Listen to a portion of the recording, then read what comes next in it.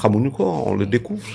Donc on a préjugé, on a jugé de Pape sans le connaître. Et les gens oublient que, contrairement à beaucoup de nos entraîneurs avant, Mom et Aliou, ils ont commencé très jeunes en Europe. Donc, ils sont passés par les petites catégories. Jungle le football de façon académique. Progresser. Modem, pareil carrière, dem outils et diplômes. Il a les diplômes pour entraîner en Europe. Pour entraîner en Europe. Sénégal, Sénégal, c'est facile, c'est la nous rek mëno ko juger c'est quand même. Et puis de toute façon, il fait quand même ses preuves. Doyen Charles, quelqu'un qui te fait gagner le CHAN. Oui. Tu étais absent du CHAN depuis 12 ans. Oui. Nous gagnons en ayant une défaite. Si CHAN en passe de poule, on a eu une défaite contre l'Ouganda. C'est mort. Après, nous réajustons. Dieu le Moutaro Balde, le capitaine Teko Bambi. On dit le jeune là, Sané. Ak Sidibé, de l'autre côté. C'est quelqu'un qui sait réagir, qui sait lire un match, qui sait parler aux gens. Et voilà, on lui doit du respect. On lui a manqué de respect. Oui. Aujourd'hui, on lui doit du respect. Plus que jamais. Très bien. Vito, yow mom xam nga Pape Thiaw bu baax et naka nga gisee anam bi nga xamanteni non la yoré joueurs yi surtout le doyen mu wax légui muy manam tay ni mu gérer cadre yi gérer aussi jeunes yi nga xamanteni ñu ngi doog découvrir la tanière.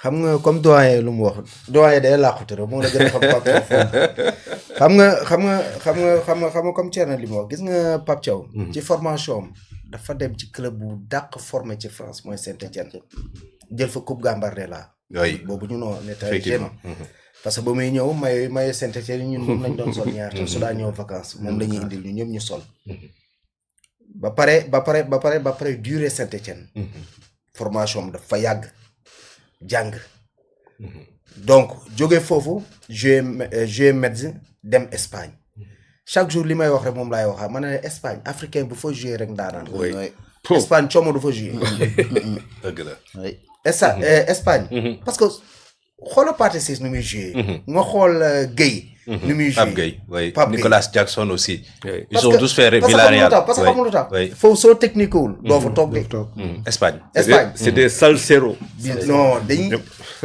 seen touche de balle jar na lu ne voilà comme li ñuy wax rek ci Pape Thiaw mooy peut-être comme l'autre jour bañ fi toogee débat ba ñuy naan non Hervé Renard la waxoon man la peut-être Sénégal dañuy réeroo ci Pape Thiaw ci dara ci côté management da ci aay Pape Thiaw ci côté voix dafa am voix dafa am nit yoo xam suñu waxee rek da nga leen di sens d'écoute da nga leen dégg genre boobu la parce que comme débuté na ñaata te pourtant ba muy débuté ñaata nan lay débuté lu metti ñaata la wàcc am na kay ñu ni woon sax nag ñu jël coach bu wàccee ñaari tali pourtant ba mu fa jógee dafa demaat defi benn diplôme Europe dafa presque 1 an 2 ans doog a ñëwaat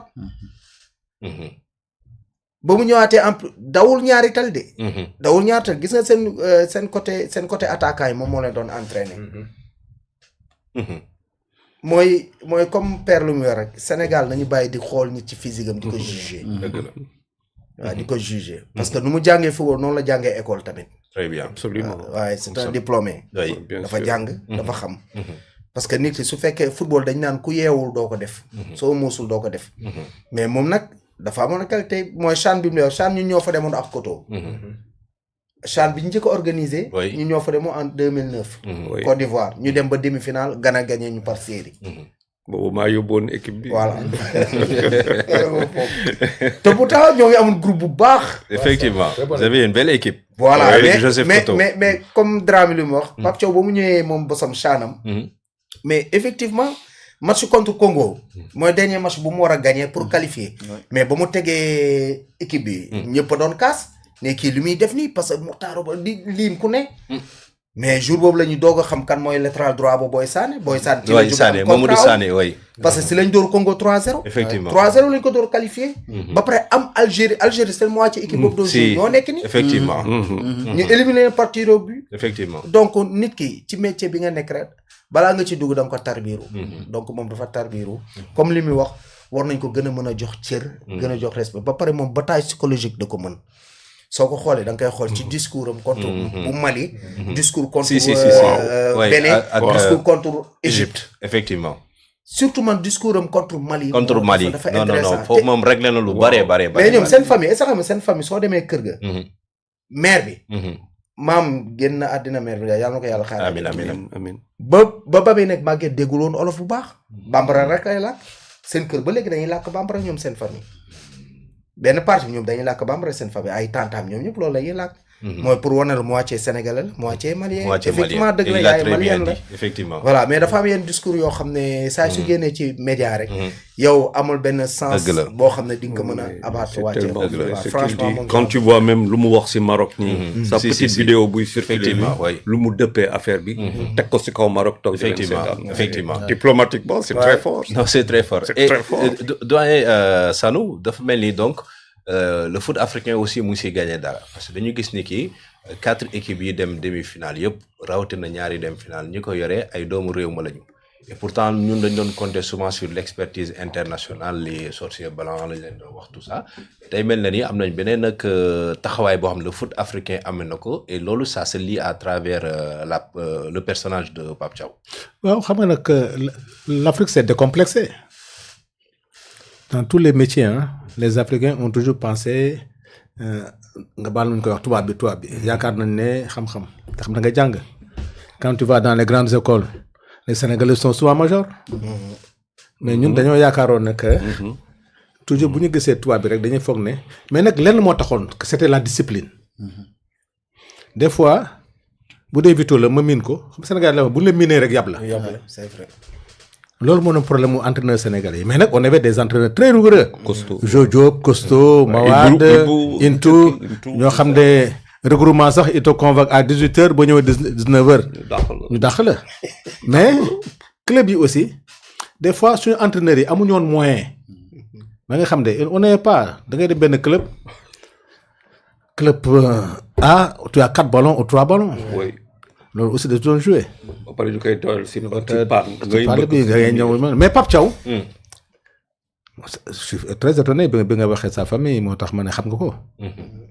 man Pape Thiaw yaayam laa tuddee suma taw bu jigéen. ah oui. maa ko yar Pape Thiaw Aïda. tu as vu li mu wax ci yaayam mère bi effectivement kër ga. ma Traoré Diop. donc tu connais l'histoire de la famille. Pape c'est à l'image de sa famille. loolu moo sauvé Pape c'est une famille très généreuse très ouverte ñëpp fa nañu grand place la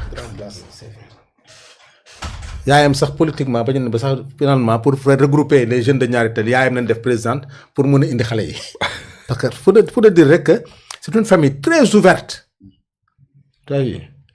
donc Pape que yar bi la très rigoureux nag mais boo xoolee nii mais donc générosité bi ngay wax ne moom la am quand il est venu il a ouvert l'équipe ku ñëw rek Vito bu ñëwoon léegi da koy bàyyi moo xalaatam et contrairement xam nga c'est vrai que y a des moments où il faut fermer l'équipe mais moom benn option yi mooy day déglu ñëpp mais du teel li muy def mu def ko mais dina ku nekk di nga sentir que ne jox na ma cër bi te l'équipe est ouverte à tout le monde boo ñëwee sax mu ne grand loo ci xalaat nga wax ko mu jël il fait participer à tout le monde donc cette générosité là moo tax nga gis ne tous les anciens am na anciens yoo xam ne sax ils n'ont pas été convoqués ñoom Bonof il a fait appel à eux nañ ñëw am na gaa xam ne dañu fàtte woon c'est Maroc sax waaw dem na fan yi mais dañu fàtte woon quand il voit des anciens gisu leen mu ne fédération il faut appeler kenn na ñëw donc il y a des anciens qu'il a fait appeler pour que tout le monde converge autour de l'équipe donc générosité boobu mooy chance am son expérience à Niary Tally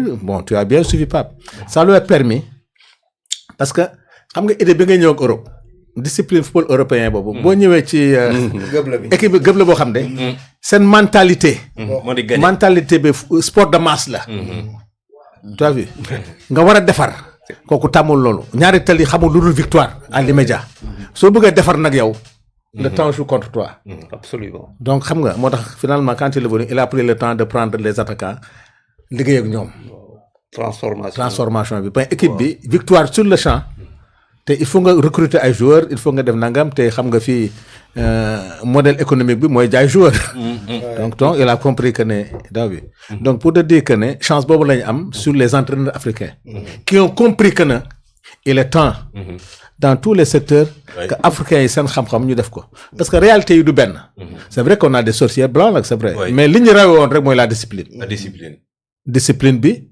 les joueurs des fois moi je me rappelle Otto Fischer bi muy ñëw problème boobu njëkk na ko am même bi muy njëkkee ñëw moi je me rappelle il nous a trouvé à Mbour en même temps da doon def le tour des clubs bi ñëwee entraînement il a demandé à suñu benn grand Zobo moo doon gérer ballon yi quoi bu ñëw muy ne benn mbuusu ballon il y avait 4 ballons ou 5 ballons mu ne ça c'est quoi même les écoles de football ça duñ def où sont les ballons Zobo ne ko yàlla non on a 3 ballons mais c'est des ballons de compétition mu ne ko avant de compétir il faut s'entraîner sors-moi les ballons très bien ah tu peux les ballons avec lesquels on doit compétir c'est avec ces ballons qu'on doit s'entraîner.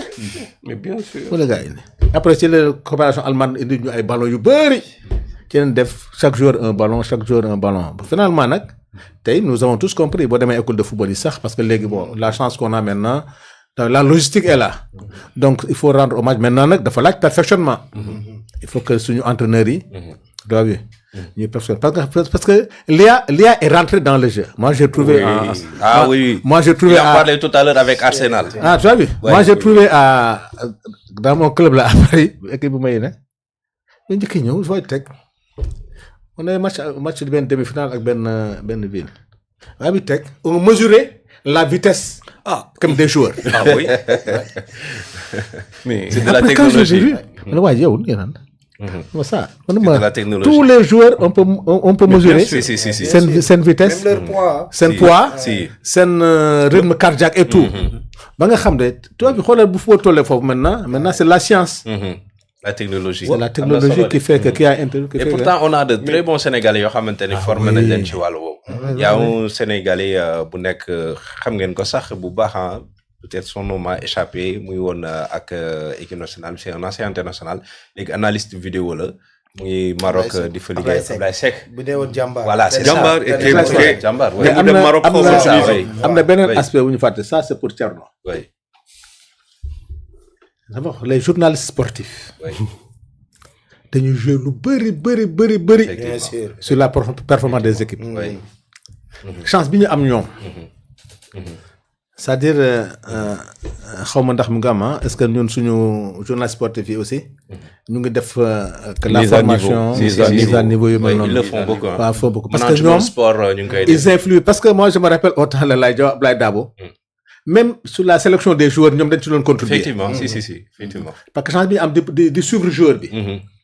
parce que les journalistes le plus souvent les statistiques ñoom ñoo ko yor. Effectivement. ñoom ñooy aider même les entraîneurs sur les statistiques. Oui. Tu as vu? Oui. Sur les pertes de balles, sur le nombre de touches. Tu as vu? Yooyu yëpp ñoom ñu aide. Donc ce qui fait que il faut que aussi quand même nos journalistes. Tu as vu?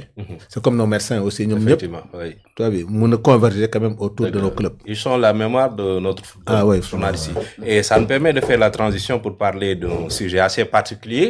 mu di football tourisme et développement parce que nag il faut ñu wax ci wàllu woowu El Hadj Thierno gis nañ ni déjà Maroc quand même ils ont fait de très bonnes choses ci organisation bi sànq doyen Charles mu ngi koy wax ak ni ñuy jaayee aujourd'hui l'image de l'Afrique avec neuf stades yoo xamante ni teg nañ ko ci compétition yëpp nekk standard international mais aussi itam ñu gis ni kii ci wàllu li nga xamante ni surtout moo di Maroc ni ñu yëkkatee football bi ba tey bokk nañ ci candidat yu gën a sérieux pour l'organisation de la prochaine Coupe du Monde avec l'Espagne et d'un autre côté aussi ci wàllu li nga xam ne moo di retombées yi ñu mën a am ci compétition bi c'est 10 millions de dollars pour le vainqueur de la finale 7 millions de dollars pour ki nga xamante ni moo di le finaliste mais dañuy gis ñun souvent Sénégal on a un peu ce problème la perception la xëy na ci naka la ñu war a gérer les retombées yi ñuy am ci football bi comment maintenant transformer le sport et notamment surtout le football def ko un véritable levier de développement pour le Sénégal. xam nga organiser une compétition comme la CAN la Coupe du Monde wala les JOJ comme ñu ngi organiser c'est du soft power. Effectivement. Parce que tu parles au monde. C'est ça. Tu leur dis venez vers moi. Parce que li ngay investir tu ne t'attends pas à ce que tout de suite nga am retour sur investissement.